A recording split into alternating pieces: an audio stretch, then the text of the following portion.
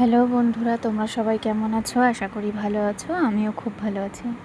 তো তোমাদের সাথে আজকে শেয়ার করব বাটা মাছ সর্ষে পোস্ত দিয়ে ঝাল। তো প্রথমেই বাটা মাছগুলোকে ধুয়ে নিয়েছিলাম, এরপরে নুন হলুদ মাখিয়ে সেগুলোকে ভালো করে ভেজে নেব। লাল লাল করে ভালো করে ভেজে নিয়েছি। এরপরে একে একে মাছগুলোকে তুলে নেব। তোমরা কে কোথা থেকে ভিডিওটা দেখছো একটা করে কমেন্ট করো, যাতে দ্বিতীয় ভিডিওতে তোমাদের নামগুলো আমি নিতে পারি। তো দেখতে দেখতে মাছগুলোও ভাজা হয়ে গেছে।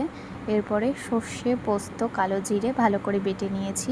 মাছ ভাজার ওই তেলের মধ্যেই সামান্য পরিমাণে কালো জিরে দিয়ে দিলাম। এরপরে সর্ষে পোস্ত বাটাটাও দিয়ে দিলাম। একে একে নুন হলুদ সবগুলো ভালো করে দিয়ে নেড়ে নেব। হালকা ভাজা ভাজা করে নেব, কারণ বেশি নাড়লে সর্ষেটা তেতো হয়ে যাবে। তো দেখতেই পাচ্ছ, এরপরে সামান্য পরিমাণে জল দিয়ে নেব, দিয়ে ভালো করে নাড়াচাড়া করব। এরপরে কটা কাঁচা লঙ্কা ফাটিয়ে এর মধ্যে দিয়ে দেব। অল্প করে